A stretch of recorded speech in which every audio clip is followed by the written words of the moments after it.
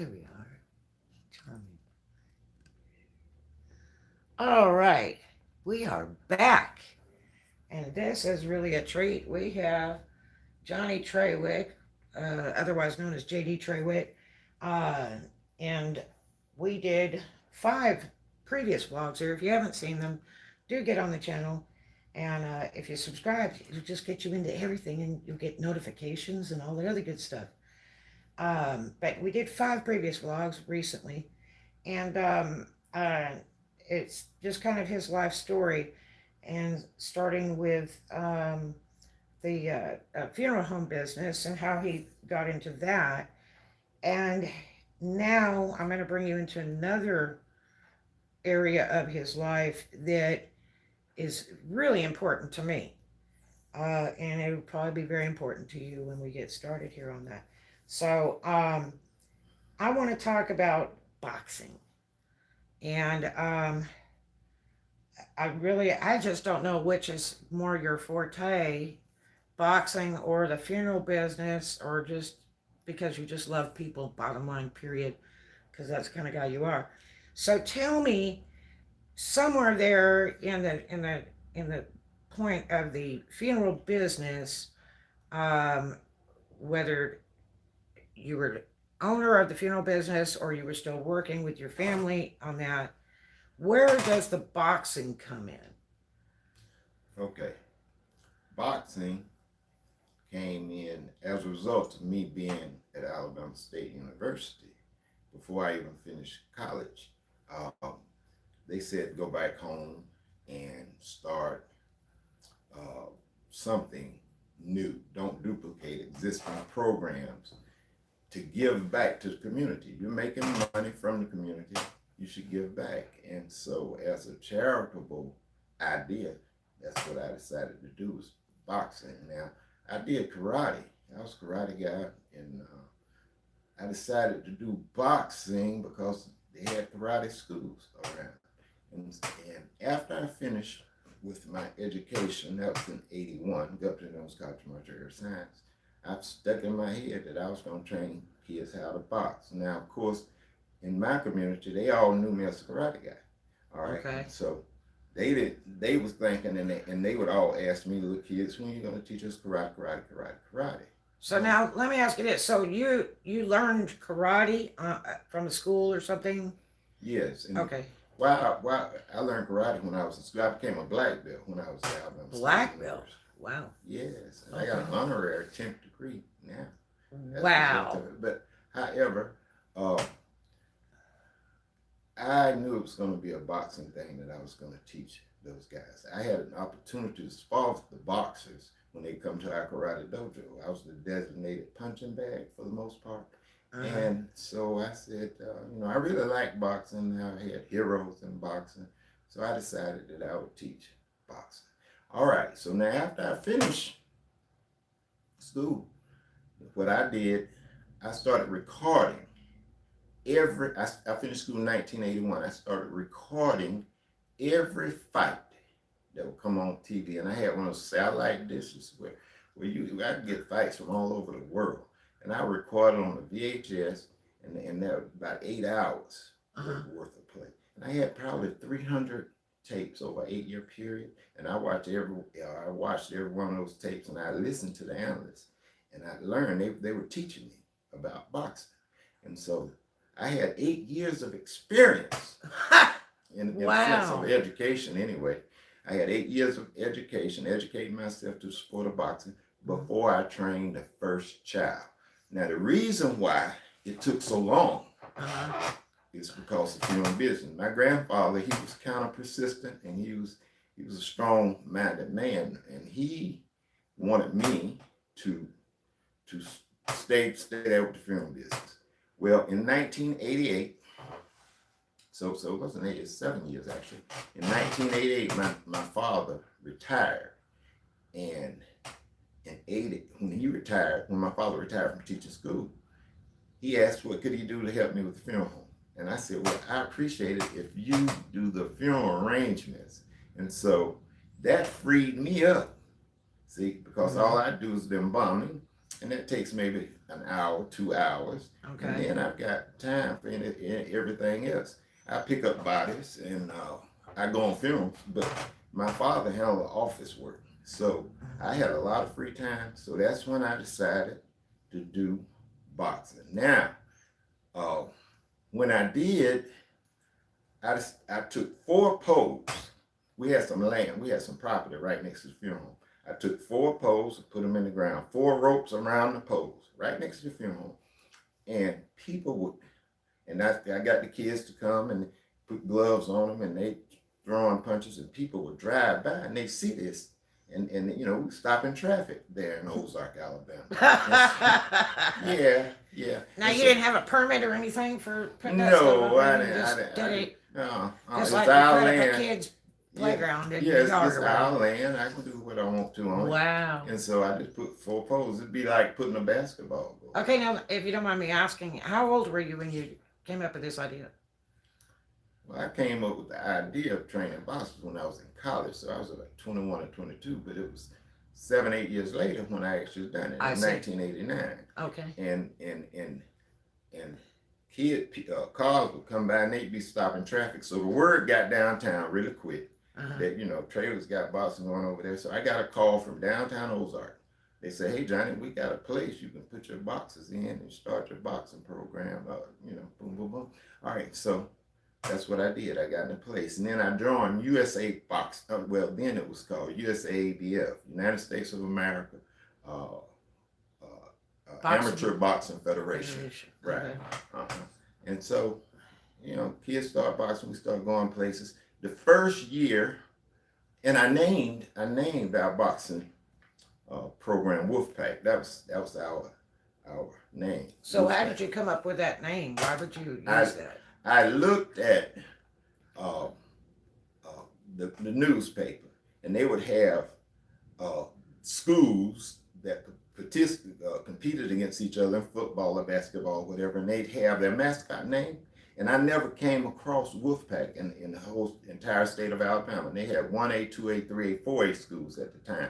Wow. And they list all of the games and the scores and you know, Enterprise Wildcats, you know, whatever. And so I never saw Wolfpack. And so I decided, I kind of like the idea of how wolves get together and how organized they are and how they cooperate with each other.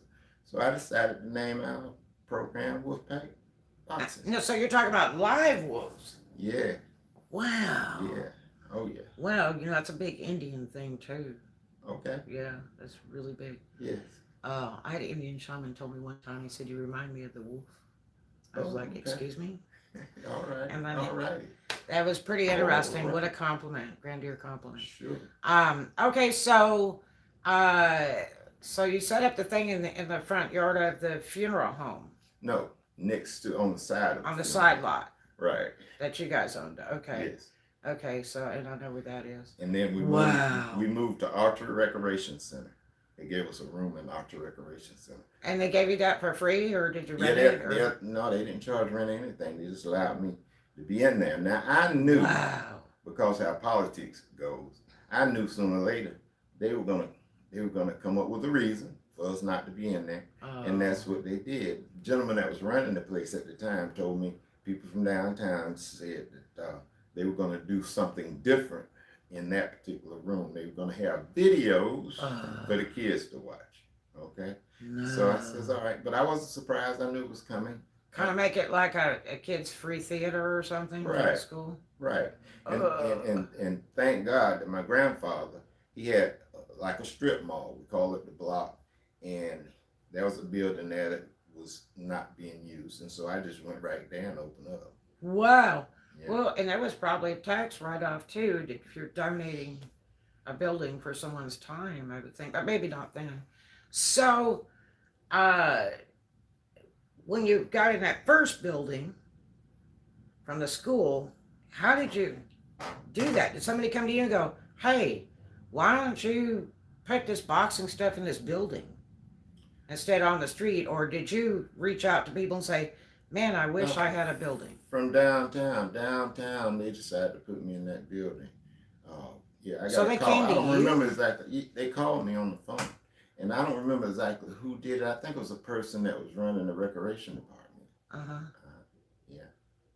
Wow. And so you don't remember exactly that whole phone conversation or anything? Like somebody just called you up and you went, "Hey, It was JD." Johnny. We hear you got a nice thing going on over there, but we got a building. If you'd like, you can go in the Art Recreation Center and you can start your program there. I said, That okay. is Yeah, neat. that was the extent of it. I said, well, I Wow, sure and appreciate didn't it. cost you a cent. No, they didn't charge me one penny. Okay, now did you charge the kids that you were teaching and all that? I have never charged a kid in my whole 30-some years of boxing. Is that right? Never charged. So you were donating your time.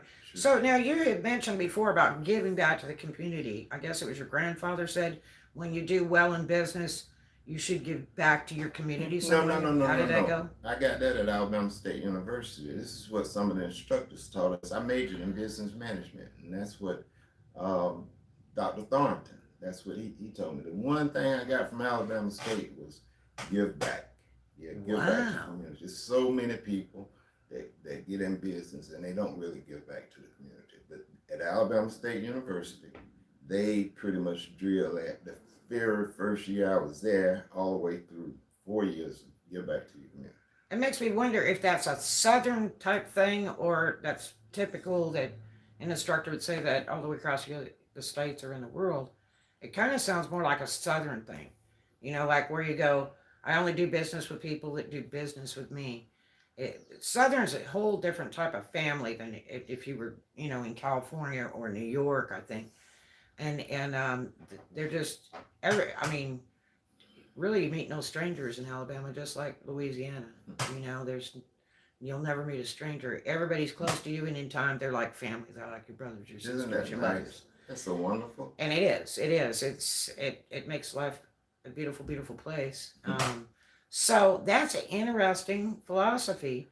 So after he's trying to say that after you leave school and if you become successful in business and that you should try to give something back to your community that's a part of you.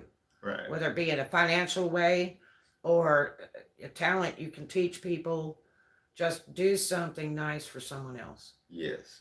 Wow. Okay, so now we're in this new building in the strip mall of your grandfather's. Yes. And you don't have to pay rent. No. And then how did you do utilities, or did you just operate in the day? Or I paid the utilities. I'd make money from the funeral home, and I use some of the money to handle my personal life, my family life, and the rest of the money I put right into boxing. Okay. Now, were you married then, or you were single at that point? I was married. You were married. Okay. Yes. All right. And your wife was cool with all that, or was she really excited about that? How did that go? She was cool to a certain extent, but you got to understand, I'm taking a lot of time away from the family, and I'm giving it to kids, and so there's a little bit of there. Okay. Her, you know what I mean? Okay. She's like, you spending all this time with all these children, and you got your own children, la da da da da da da. I got that from my grandmother too. From my grandfather, you're doing a great job. Go right ahead. You know what I mean? So now that was your first wife? Yes. Okay, so is she still around? Yes. Okay, so today, have you ever talked about this since that time? Today, does she regret feeling that way? I haven't had that discussion with her, but it's not necessary because I know where she stands. I know she still thinks I should have spent more time with her. Sure. Really? Yes. Because yes. I'm just wondering if she but might have changed her mind through years and said, this was such a great thing, I shouldn't have felt that way or something. Well, no, I think that a lot of wives feel that way. You know, I'm in good company. You think about Martin Luther King. You know, could you imagine if he just spent time with his children, where the world would be right now? Instead, he gave his life in order to make the world a better place. Yeah, sure. True. Yeah. Interesting. Okay, so it's one of those things where you followed your heart. It's what you wanted to do, and you did it, and I don't see where you regret that in any way. Right, I have no regrets. Now, let me say this. My grandfather, as soon as I was born, he had a plan for me to take over film business, blah, blah, blah. But when I started with the boxing, it was obvious early. The first year we won maybe half our bouts. Then the next, well, the rest of my boxing career, we won 90% of our bouts, and we were competing out of town. That success told me I was doing the universe's business. I was doing God's business. I was getting rewarded. You see what I'm saying? I mean, Wow. most of our fighters was winning, and so I knew that this is what I was supposed to be doing. Now, had I been getting a lot of kids hurt and we losing all the time, then that would have been a indicator that maybe I don't need to do this. So now let me ask you this. Okay, so did you have to, like, I guess the street fighting on the property, did you have to get insurance, or were there any problems there? Did the police go, man, you can't do this? Or, you know, what were your liabilities? Did you just have a verbal agreement with the kids and say, look, if you get hurt, it's your own problem? Or, you know, Okay, or is it considered more like a playground effect where the kids were coming and it's like at your own risk, like you're going to a city park playground or something? okay, when we first started, when they gave us that building, we got after we was in there for a little while. The first building. The very first building, Okay. when they took us away from the lot next to the funeral home, and they put us in a city building. Okay. After, I don't know, it was maybe 2-3 months, they said not to throw another punch until they get certain insurance, and it had to be, they told me to come down, and they got a printout and everything I had to all the requirements that I had to meet, and it really scared me. I thought it was the end of my program, my idea, because it said I had to have $1 million worth of insurance per child per occurrence with $500,000 aggregate. Okay, well, I knew right then. I said it's over with. But I called USA. I called USAABF, United States Amateur Boxing Federation, and they told me that you send us $100 and you have every bit of that insurance that they require. And so I was so happy, so I sent them $100 and all day long. Yeah. How many hundred do you need? Right. So now when I left there and went to my grandfather's building, USA Boxing still had insurance coverage, so we were still covered. Okay, so now did you have to get any business license or permits? Did they make you do any of that? From the city, yes. You did? Yes. Now what kind of permit did you have to operate on at the first one after you left the lot? It was just a regular business license, you know? Okay. Yeah. All right. So that was like probably $10-15 back then. I don't remember exactly how much it was. It's like 37 here Was it in much? Florida. Okay. Yeah. Wow. Okay, so you went from the lot to the school building till they wanted to repurpose that, and then you went to your grandfather's strip mall over there and opened in one of his buildings. So you had business permit, you had insurance through the federation with a small payment, and then you had utilities to foot. Now, what else? Did you furnish the drinks and all this stuff too, or had your mom bringing over lunches or whatever, or did your wife help with any of that? Like, hey, bring us some sandwiches for the kids, or how did you cater to any of that, or was it just strictly boxing and that's all we're doing here? It was everything you just said. Sometimes my wife would bring something. Sometimes kids' mothers would bring something. Sometimes we wouldn't have anything. Sometimes I'd have a Coke machine. Sometimes I wouldn't. So, wow. Yeah. Well, that's really neat, because that's even better than the Boy Scouts and the Girl Scouts. Really, that's really neat. Wow.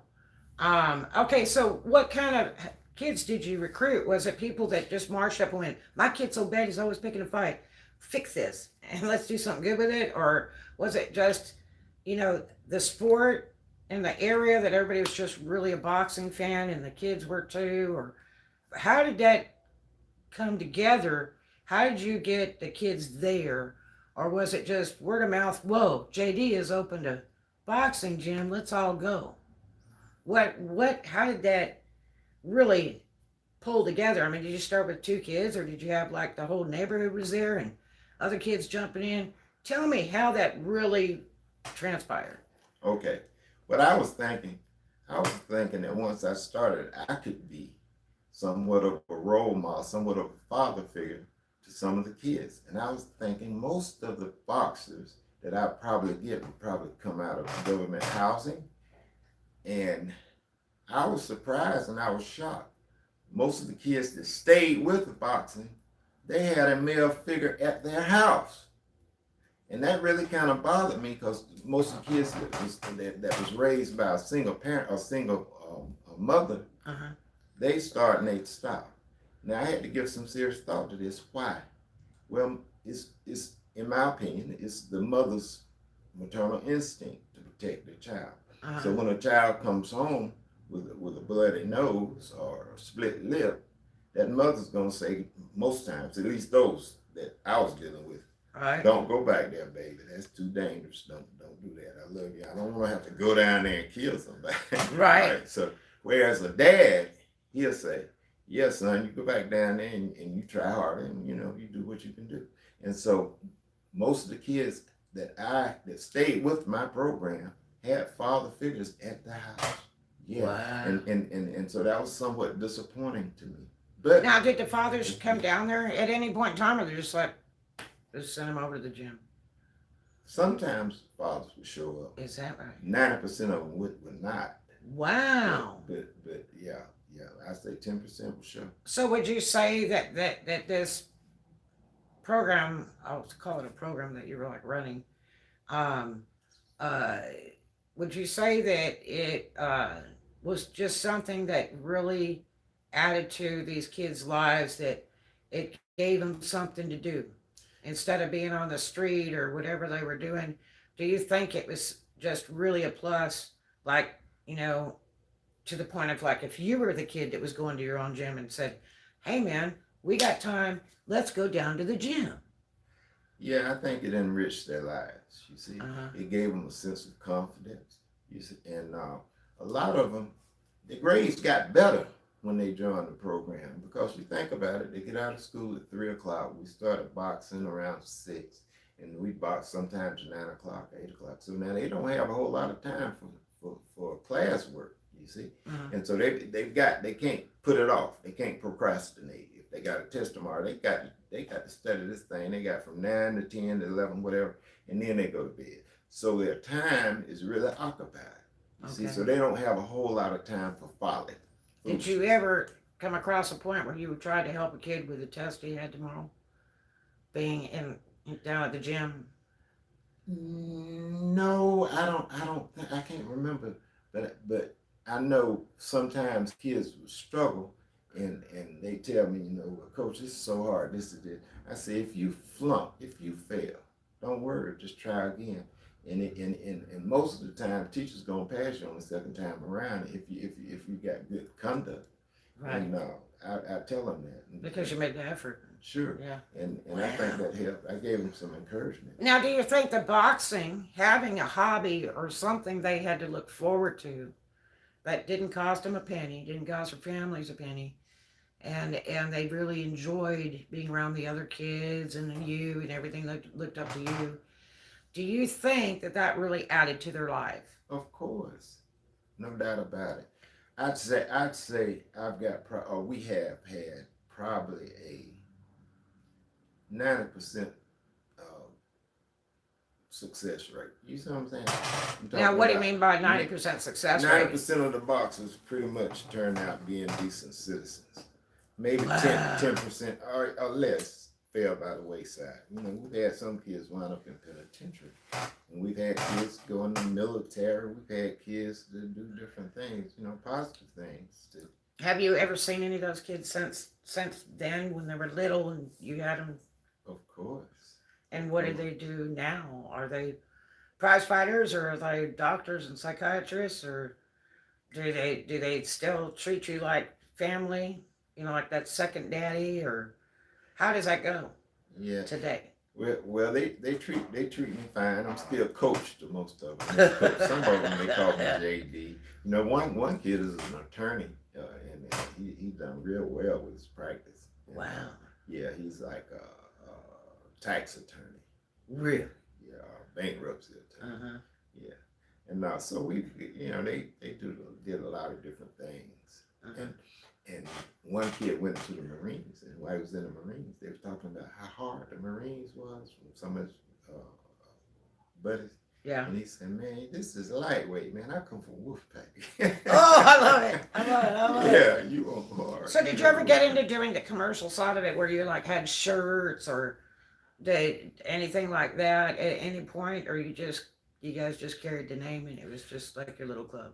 We had shirts, but it wasn't so much for advertising to get more people to come to your place. It was more like we belong to this organization. It was a This pride. is who we are. Yeah, it was more of a pride thing. Wow. Yeah. Too much fun. So now, how did you ever have girls in there? Of course. Is that right? Yes. So now, what would you say the percentage of girls versus boys in those years? 2%, maybe 3%. About 2%. Yes. Now, what kind of girls go down to a place like that, or they go down with their boyfriend, and then they're going, "Hey, why don't you do it too?" Or how does a girl just go down and want to be a boxer?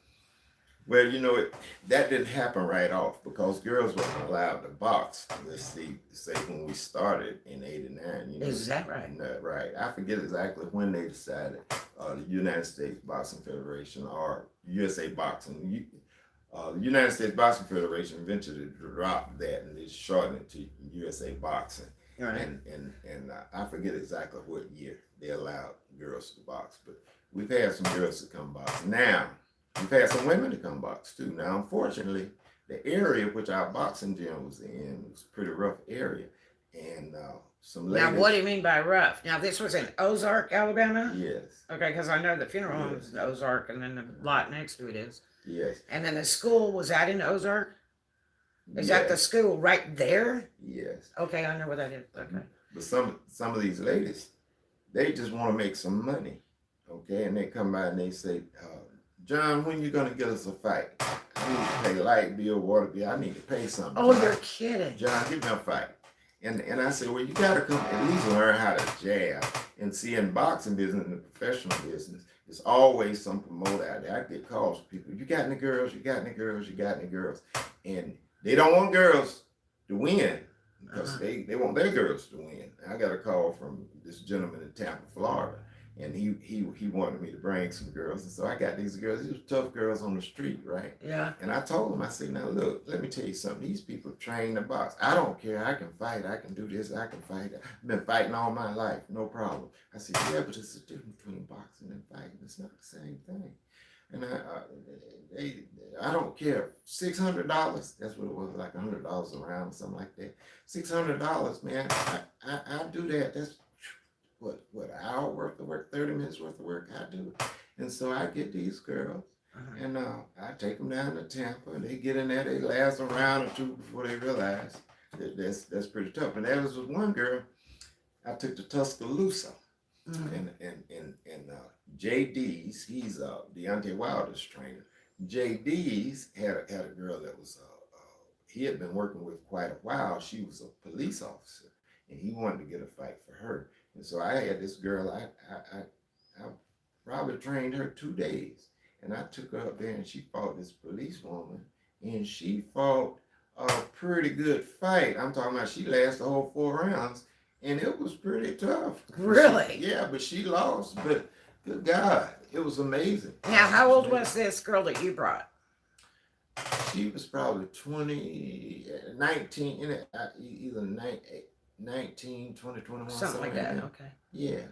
Wow. Now, was this her first bout, or? That was her first and only bout. Wow. Right. And then I had this one girl. She was a queen at Carroll High School. And Tiffany. Her name's Tiffany. And Tiffany, she's the first girl I had to win. It was an amateur bout. She won her very first bout. And I remember putting it in the paper. Carroll High School queen gets into fight. Oh. And then when you read the rest of the article, it tells that she was that's fighting cool. for Wolfpack, and she won her first boxing match. Now, how did that go over with the city and the people, your neighbors and all that? Was that like a big deal? Like, yeah, go JD. And how did it do for the girl? Did it come out good for her? Or? I think so. She's got a wonderful life now. She has kids and everything. And I see her from time to time. And Wow. yeah, she's a very beautiful girl. Yeah, Wow. She's still very proud of beautiful. that moment and everything. I'm sure she is. I've got a Wow. picture every now and then I post with me working her pouring, and Okay. I think I was pouring some water down the throat, and yeah, Wow. yeah, So now, do you have a YouTube? Do you have a Facebook account or anything like that where people can also visit with you and see some of the pictures and stuff like that? Do you do anything like that, or? yeah. Facebook, yes. And what is your Facebook page? Johnny Trailer, Johnny Trawick. yes. Okay. All right. And wow, that's really neat. Okay, so we went from the side lot at the funeral home to the school building to Grandpa's strip mall building. How long did that building last?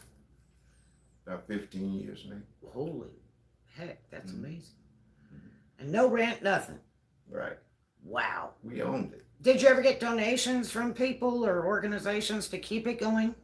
You know what I did? One time there was a fight, and there was a tournament coming up, and I decided that I'd go and ask for some donations from downtown. I went to every business downtown Ozark. Really? I raised about $49, and I was so disappointed. But at that particular time, I didn't have. I didn't have a non. It was I didn't have a non-profit organization. It was just me. You know what I mean? Right. They don't get no deductions for just giving money like that. I didn't know, but I learned, and eventually I got me a non-profit organization. And then how did that go when you tried to get donations and that? Was that Better. more successful? Better, yes, more successful. No Super doubt. neat. Okay, so why did you leave that building in 15 years at Grandpa's strip mall? There was a leak in the roof on the far end. Now my grandmother was living, and my grandmother told some people that came to her and said that they were going to get a grant, and they were going to get money, and they were going to fix the whole thing. So I'd say to my grandmama, well, there's a leak down at the pool room part, and it wasn't occupied, but it was a leak there. And there was even a leak in the boxing gym, but it was just a leak. But in the pool room, you could see the sky where you know it hadn't been occupied in years, and where it was. Now the pool room, are you saying like a billiard hall or? Yeah, like a billiard hall. Okay. And you could see through the sky of it, and eventually downtown got wind of it, and they told me I needed to fix it, and so I called. Not I didn't need to fix it. I didn't own it, but we needed to get it fixed. The traders. All right. Well, when I tell my grandma, she said, "Don't worry about it," because these people that approached her, they said that they were some church people, and they were gonna get a grant, and they were gonna fix everything. She said they're gonna get everything. They're gonna fix everything. Okay, so after 2 years, all right, so we went out to the city and told them, well, we got these people. They're gonna do it. They're gonna fix everything. The people's with us. All right, and so the city said, okay, we'll give you 2 years to get it. We'll give you time to get it fixed. Wow. All right, well, after a 2-year period, the grant that they had applied for was denied. All right, so guess what? Here's another another organization that came in and said, okay, we'll do it. All right, so I took them down to the city and said, hey, we've got, we're gonna get the grant. This guy says, I guarantee you, we're gonna get the grant and we're gonna fix it. Okay, he did. He got the grant money, but he decided to go in business in Dothan instead of fix that place. So now the city told me I had so much time I needed to get it fixed. All right, well, I spent $15,000 of funeral home money with people on the roof, and then the next thing I know, a bulldozer came and pushed it down. No. Now, was that your grandfather's doing, or the city just condemned it? The city condemned it. Holy heck. And how much notice did you have on that? That must have been just heartbreaking. Yeah, but the problem was, see, I spent $15,000 on getting the work done, but funeral business, you know, you don't know if you're gonna get, you don't know how much money you're gonna get or when you're gonna get it. You know what I'm saying? It's kind of hard to manage money. It's kind of hard to manage money like that. Okay. And so the work that was done on it, say a month ago, it started. Falling in. Yeah. And they 2 or 3 good rains, and then all right. So really, I was doing what they call putting good money over. out for bad or whatever, something like that. Yeah. Wow. Yeah. Okay, so then that was condemned, and then so what did you do with these kids? Because now I bet they were just going wild because they wanted to practice and all that kind of stuff. What did you do then at that point? Did you have people come in and parents and say, look, I'll help finance you, let's try to get another one? Or did the city approach you with an offer, or did you come up with another idea? Where did you go from there where that was the end of that? I bet everybody stood out there just crying when they plowed that down. I was disappointed. I was hurt because we had world champion. We had a world champion by that time. Mm-hmm. And, you know, it was really a hurtful thing. And I just figured I was done. I'd done, you know what I mean? I'd done what I'd done. And we had, it was fine while it lasted. Mm-hmm. And then I get a phone call from a lady named Catherine Vitale down in Dothan. And she says, I'm looking for a boxing coach and a chess master. I said, uh-oh. You got the right number, I think. Is that the Catherine that I know? Yeah. Oh my God. Catherine Vitale. Now, when was this? Oh boy, this is in the early 2000s. I don't know, maybe 2005 or 2000. And she says she's got this place down in Dothan. It's right downtown. And she said the top of the place would be an excellent place to do boxing. That was at nightclub. So I went there. Exactly. That was about 02. Okay, well there you go. 01, 02, right. Something around there, early 2000s. Yeah, so I went down to Dothan and I opened up down in Dothan. And let me tell you, that nightclub was just unreal. It was the coolest place around. Mm-hmm. Okay, now I remember that, Jim. You had to go around the back. And the club had already, the time that I went, the club failed. It closed. And it was, Catherine. She had trusted a guy and he stole all her money. Yes. Yeah. And he managed everything. He stole all her money. Yeah. And, but she still, somehow or another, still had the property at one point.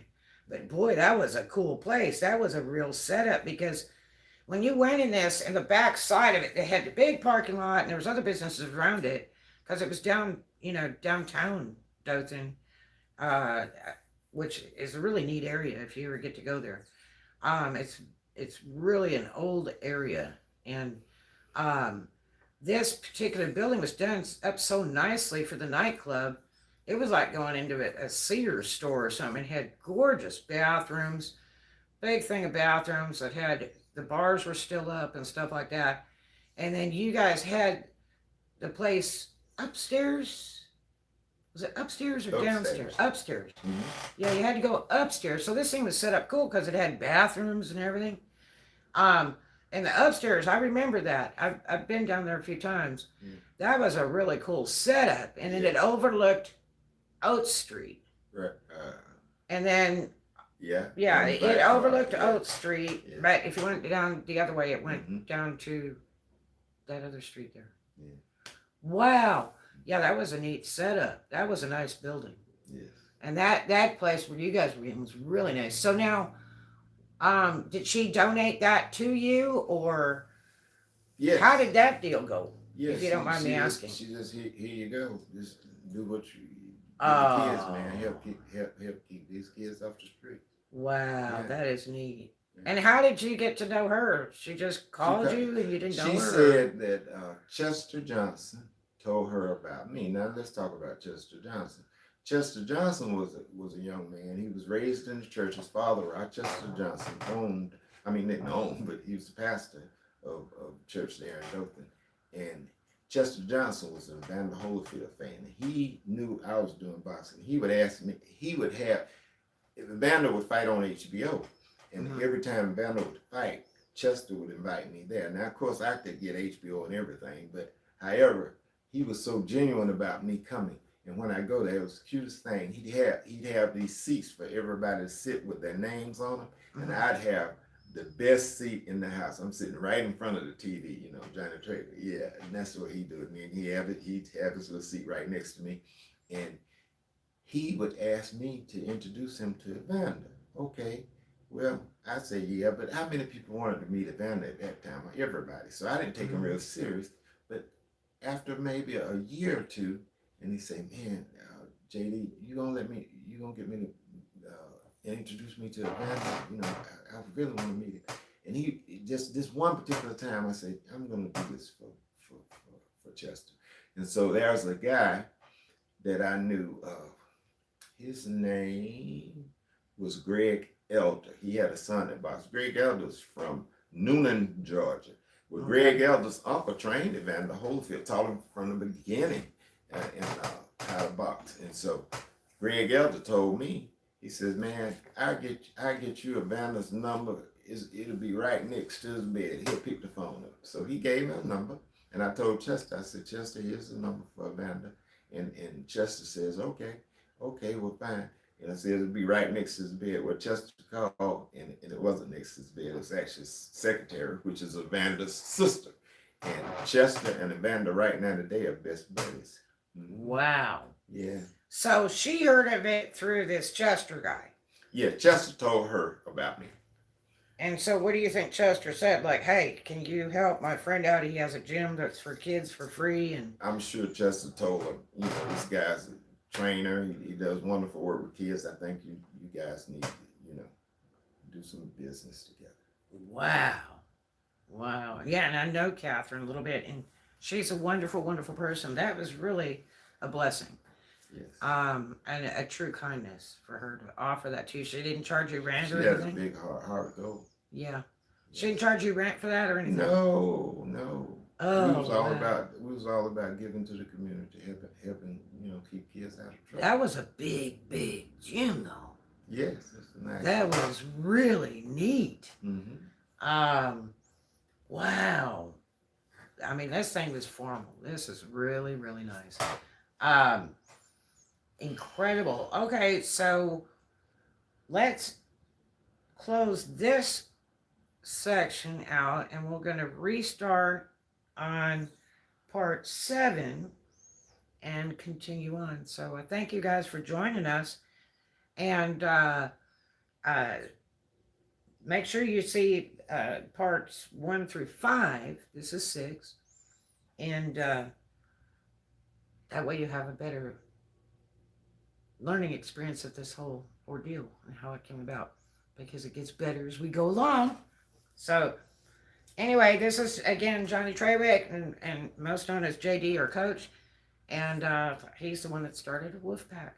So we'll be back just shortly here, and thanks again for joining us. And as always, do something kind for a stranger, love everybody, and too much of a good thing is wonderful, and we'll sure take a lot of that. All right, thank you so much. Yeah, buddy.